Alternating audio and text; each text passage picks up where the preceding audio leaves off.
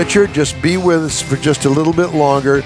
We're going to get to Mr. Mars Thumbs first up from Richard. because he's got a hissy fit going on over here. Yeah. He does not. And so we're going to do that. So Let's do it. Richard's going to be with us in a minute. All right. This hour's car review from Mr. Mars is of the Hummer EV.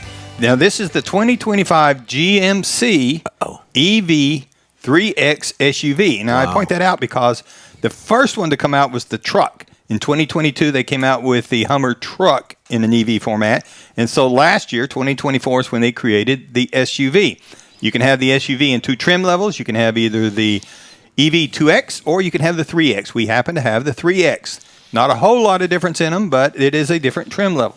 Seats 5 passengers. Up front, you're going to find an E-trunk with a power hood that opens up. That's basically where you can put some storage in there. You're going to find your cables for charging and everything. It's got LED lighting all the way around, including a light bar across the very front that says Hummer EV. It's pretty cool at night. There's no doubt people see you coming. They know what you're doing.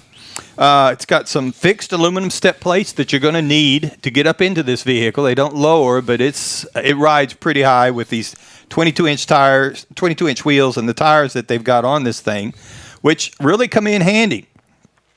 Now, it's got the power heated side view mirror. It's got a power rear swing gate, which is where the full-size spare is mounted. It swings out to the right and left with a push of a button. Does roll on some 22-inch aluminum wheels, which are a $4,500 option for the ones that we happen to have. Wow. You're going to find skids plates. You're going to find cameras for off-roading. We had the trailering package, so there's a lot of features that are built into this. A lot of it was options, but it's pretty easy to get them. Inside, we had premium leather alternative seating surfaces. Alternative? For what Is that's this a worth. DEI seating? I'm not sure. The front seats are heated, ventilated. The second row seats, the outboard seats, are heated, and that is a 60/40 folding seat. Now, in the center of the dash, you're going to find a 13.4-inch diagonal touchscreen. You're going to find your infotainment there, your convenience controls, your nav, your cameras, all that good stuff is going to be all right there where it's easy to reach. The driver has a 12.3-inch digital gauge cluster that you can kind of move around to whichever way you want it for whatever you're doing. It's got wireless technology, Apple CarPlay, Android.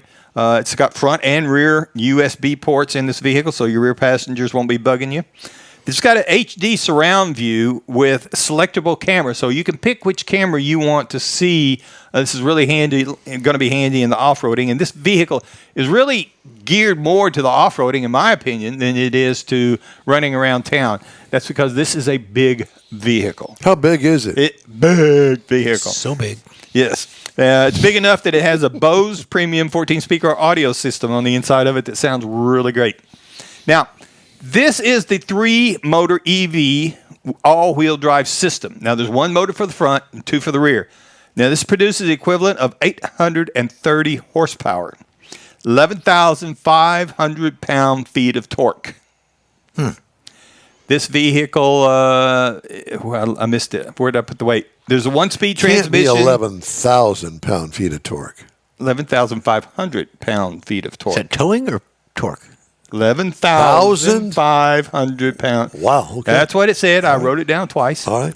Now, it will tow 7,500 pounds. It's rated to haul 1,300 pounds. And they say, GMC says it's got a 314-mile range. Now, they also say that if you're using your 240 charger at home, if you run this baby down to 0, it's going to take you 10 and a half hours to charge it. Now, I went to a charger at 41% to charge it up for them to come and pick it up.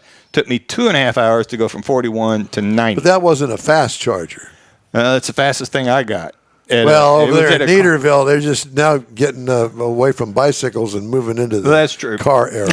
Now, this vehicle weighs 9,063 pounds. That's why you need all that torque. Oh, my Lord. 9,000. There goes all that torque. Yep. Gee whiz. And according to the computer, I got 1.2 miles per kilowatt hour. So, and I drove it 104 miles. And I found a formula that, so by the time you do the conversion, that actually equates out to 37 miles per gallon equivalent. Huh. And this vehicle, by the way, it says it'll do 0 to 60 in 10 minutes. 3 seconds. Wow. Have you noticed that I'm slumping in my seat? I see that. You're fading fast. I'm going to hurry. 35-inch big fat tires. What's amazing is you get in this thing, it's really big. You know you're in a big vehicle, but going down the road, it rides remarkably smooth. And I think it's because of the big tires. They got some big meat on this thing. Loud. And they're not loud. Oh, okay. No, they're not. So, as far as this goes, base model price for this vehicle. Now, again, 2 trims is all you get. $96,550 for the 2X 4-door SUV. Base trim price for the 3X is $104,850. Now, the MSRP for the one that we had to test and drive with all the options, $107,920. Now, if you're looking for something, the best I could come up with something to compare to this would be the Rivian R1S.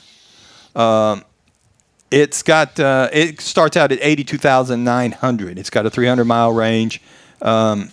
So it's got a little bit bigger, a little bit better. Land Rover Range Rover, which is more of a hybrid, it starts at $107,900. You might want to look at the Tesla Cybertruck.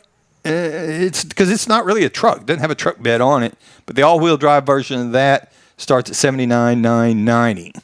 And they're going to come out with a new one for $99,990. And you might also want to check out the used cement truck down the street. Well, it's about I will the same say, size. Torque's about the same. I was very surprised driving this vehicle and the way it drove, the way it handled, and I was very surprised I didn't start talking with an Austrian accent by the end of the week. Oh, nay.